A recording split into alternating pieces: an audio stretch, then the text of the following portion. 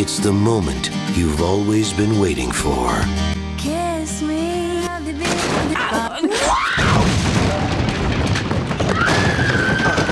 Sixpence None The Richer, often simply known as Sixpence, has been a beloved fixture in the alternative rock and Christian music scenes for over 3 decades. Although many alternative rock fans may just think of them as a one-hit wonder, they do have a number of hit songs. They also have a unique blend of ethereal melodies, thoughtful lyrics, and the angelic voice of lead singer Leigh Nash. The band has left an indelible mark on the music industry of the late 90s. Today, let's talk about the rise, fall, and rise again of Sixpence None The Richer. The story of Sixpence began in the early 90s. According to some articles, it was late 80s, 89 or so, in New Braunfels, Texas, a small city near San Antonio with a current population of about 100,000 people. It was at a Baptist church retreat to the Mexican border where guitarist Matt Slocum met vocalist Leigh Nash. Slocum had heard Nash sing and was really impressed with her voice. The timing seemed perfect given that Slocum had just written his first song, a track called Trust, and he initially had a different girl singing on the demo tape. He was sitting on a bus one day with Nash and handed her the tape and asked her to cut her own version. They soon formed a musical partnership called Sixpence None The Richer. We'll talk about the name in a bit. They recorded a 4-song demo a few years later in Dallas, and Slocum had a friend who worked at a label called Rex Records, a Christian label out of Nashville, and sent them the demo. The band soon signed a 5-album deal with Rex. Pretty impressive considering they hadn't even played a single show yet, and Nash was only 16 at the time while Slocum was 20. Nash grew up with an inventor dad and schoolteacher mom, listening mostly to old country tunes from Tammy Wynette and Patsy Cline. She admitted to her hometown paper, "I wasn't interested in anything other than country music when I met Matt, but there isn't much Christian music for young people to listen to right now. A lot of young kids don't want to listen to Amy Grant, and I'm hoping they listen to this and like it." Slocum, meanwhile, was influenced by Crowded House, the Beatles, and U2. He was also the chief songwriter of the band. The duo sound was frequently compared to the Sundays and 10,000 Maniacs. As for their names, Sixpence None The Richer, here's what Nash told CNN. Faith and literature both contributed to the unusual band name, which was to become familiar across the world. It's from a C.S. Lewis book called Mere Christianity, and there's a story in the book where a child asks his father for a sixpence to buy the father a gift, and the father gives the child the money, and then he's really happy with the gift that he gets, but he realizes he's not any richer or better off financially for the transaction because he gave the child the money in the first place. And so C.S. Lewis was comparing that to his belief that God gave us the gifts that we have, and that to serve him with those gifts the way that we should be humble and realize where we got the gifts in the first place. By the summer of 1993, the duo recorded their debut record, The Fatherless and the Widow, with Goo Goo Dolls and 10,000 Maniacs producer Armand Petrie. While it's shown on Wikipedia that the album came out in 1994, all the interviews with the band from 1993 already talk about the album being out at the time. Hence, in 1993, the band won a Critics' Choice Award from CCM magazine, also known as Contemporary Christian Music magazine. Billboard, meanwhile, referred to the record as the Surprise Christian Album of the Year. To promote the record, Sixpence even toured with 10,000 Maniacs, in addition to playing churches, Christian coffee shops, and Christian festivals.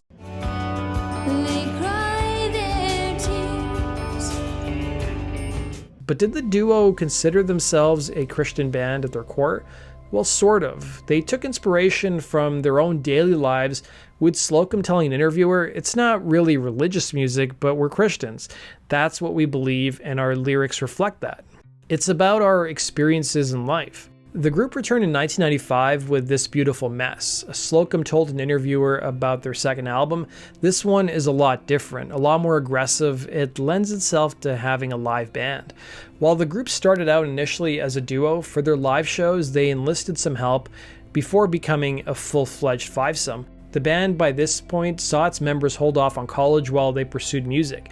They also released an EP in 1995 titled Tickets for a Prayer Wheel. Their second album also earned the group a Dove Award for Best Alternative Modern Rock Album of the Year, a prestigious recognition in the Christian music world, kind of like an equivalent of a Grammy.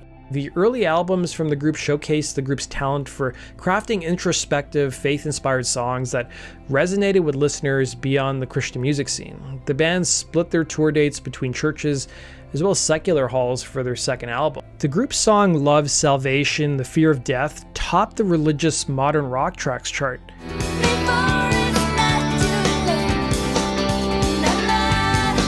And by this point in Sixpence's career, their albums had sold about a combined 60,000 copies, pretty impressive.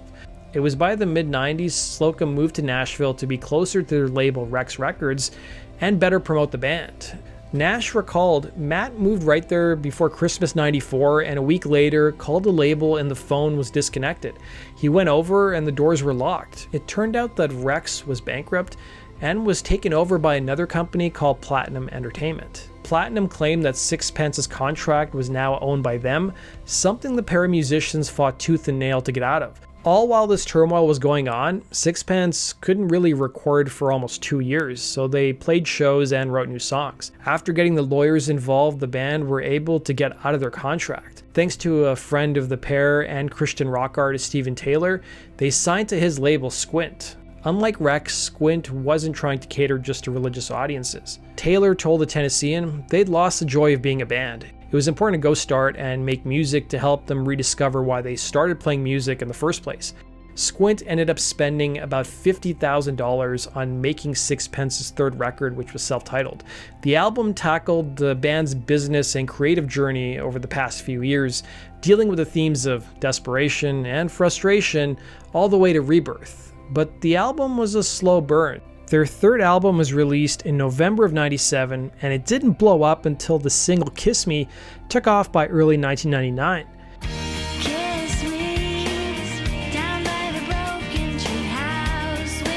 In fact, in the run-up to the song taking off, it became a regular occurrence for the band to go into radio stations, bringing lunch with them to feed the jaded employees, and play a few acoustic songs hoping their music would get played on the air. Nash told the Tennessean, it was so awkward. There was also something called the Nashville Curse at the time that was written about in the press. Local bands or musicians on Nashville labels hoping for national spotlight that couldn't quite get there. But slowly, all the pieces finally fell into place. Squint managed to secure a deal with a company called Gaylord Entertainment, which owns Word Entertainment, and they helped the label by providing the funds necessary to really give the album a strong marketing push. The band also started playing showcases at the Roxy in LA and at the Mercury Lounge in New York. At one of their LA shows was A&R guru John Kolodner. Kolodner was working with Columbia Records, who was looking for songs to place on movie and TV show soundtracks. One of the soundtracks he was working on was for the show Dawson's Creek. He saw the band perform Kiss Me and knew right away it was going to be a hit, and so Columbia placed it on the Dawson's Creek soundtrack and planned on releasing it as the lead single. On top of that, Sixpence started developing fans in the mainstream press outlets and even on radio.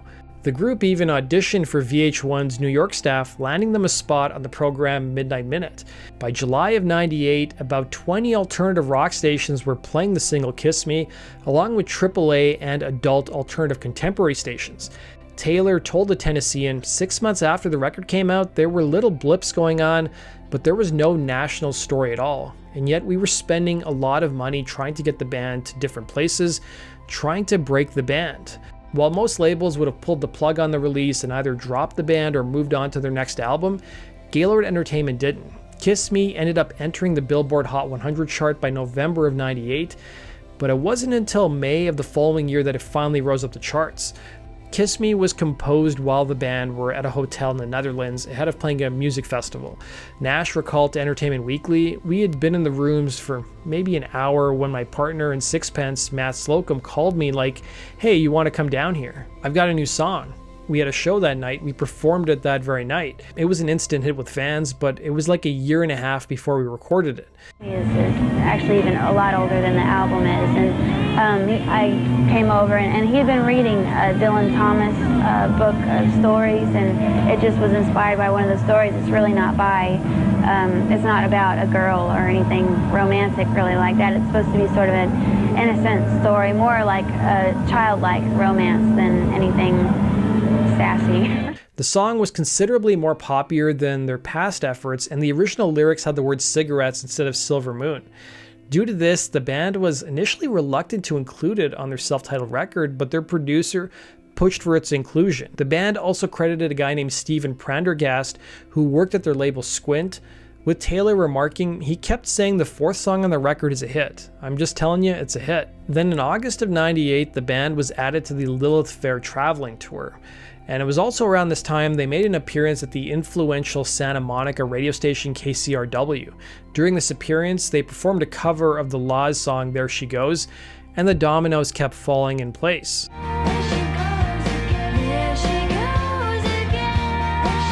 It was the movie She's All That finally pushed Kiss Me into the stratosphere. The movie studio hadn't seen the film until December of 1998, and Rush released it to January of 1999 to take advantage of the lack of competition from other films. As a result, the movie didn't have a soundtrack initially, but Kiss Me was featured prominently in the film.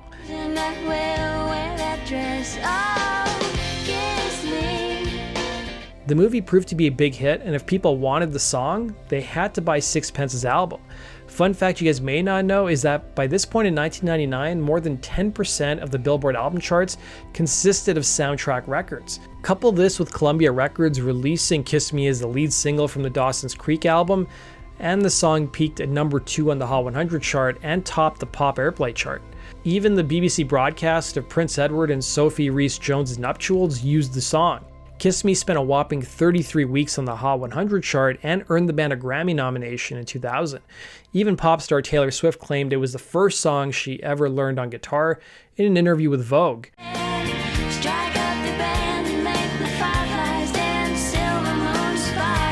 Sixpence's self-titled record produced not one but 2 gold singles, the other one being There She Goes, a cover of the Laws song.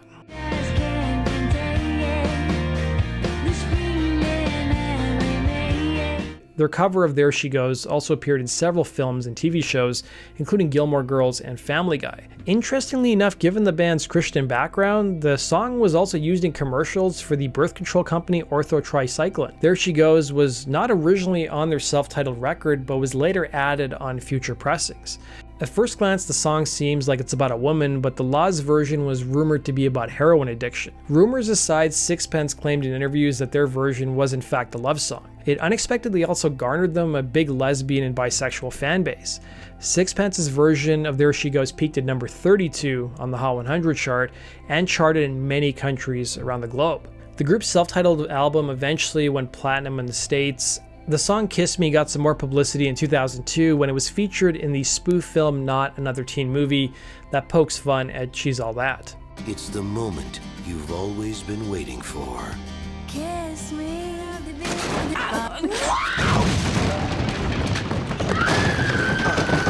The success of Sixpence's third album gave the group a different perspective about their success, with Nash telling the Arizona Republic, "We just felt like we didn't belong in the Christian industry. We played churches and Christian coffee houses and colleges for a long time, and we became more and more discontent with our situation the longer that we toured those circuits. We realized that there was an awfully low ceiling for what we wanted to do." Despite that, the group still claimed they were proud of their past works and the audience they'd cultivated thus far. Even the band's label, when asked about the group's religious background, tried to focus more on the music than labels the press had. A spokesman told the Fort Worth paper, "Are they Christian? It's a marginalizing term." Sixpence's success and the shift towards a more mainstream audience and sound did result in the group getting some small backlash. One interview identified a Christian record store owner in the States who didn't like bands who were so-called fence-sitters, with the store refusing to carry any artists who didn't explicitly call themselves Christian. In a 1999 interview with Texas Monthly at the height of the band's success, frontwoman Lee Nash hinted about her vision for the group's future. She remarked, "All of us in Sixpence definitely see ourselves having a different kind of life in 10 years. When the dust settled following the success of Kiss Me and There She Goes, the group's last album was nearly 3 years old. They began working on their follow-up record, but business issues reared their ugly head once again. Their label Squint was in serious financial trouble, leaving Sixpence in limbo once again." Nash remarked, "It was very frustrating. I think we all dealt with a little bit of depression because of it, but we tried to stay busy. Then in 2002, the group finally returned with Reprise Records, who aided Squint in releasing their fourth record, Divine Discontent. They did have one hit on the album, a cover of Crowded House's Don't Dream It's Over, which peaked at number 78 on the Hot 100 chart. Hey now, don't dream it's over.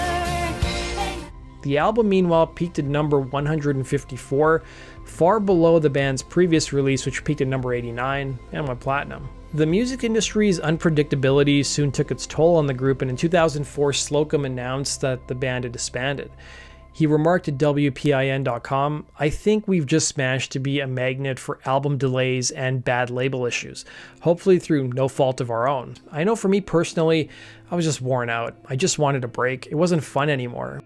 In an interview with Texas Monthly, Slocum also shared the effect that being labeled a one-hit wonder had on the band, recalling, "The music business has changed so much. Everything's based on just one song. Being a one-hit wonder is a pitfall that we weren't prepared for." Fast forward to 2007, and Sixpence surprised fans with the news of the reunion. The group released an EP titled My Dear Machine in 2008, followed by a Christmas album, The Dawn of Grace, later that year. Then in 2012, they released Lost in Transition, their first full-length studio album since reuniting.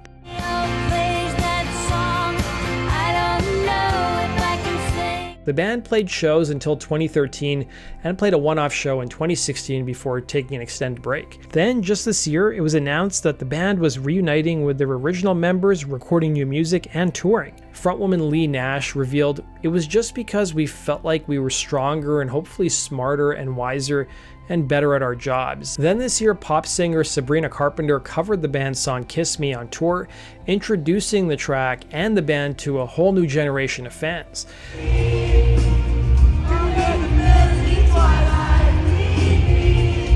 A member of the K-pop sensation Blackpink, who goes by the name Lisa, reimagined the song Kiss Me in her new track Moonlit Floor.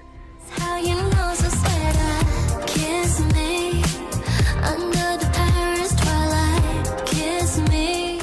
Nash shared her reaction to Lisa's new song, stating, "Lisa did a great job with this version. As we head out on tour this fall, we're excited to meet some of the new generation of Kiss Me fans."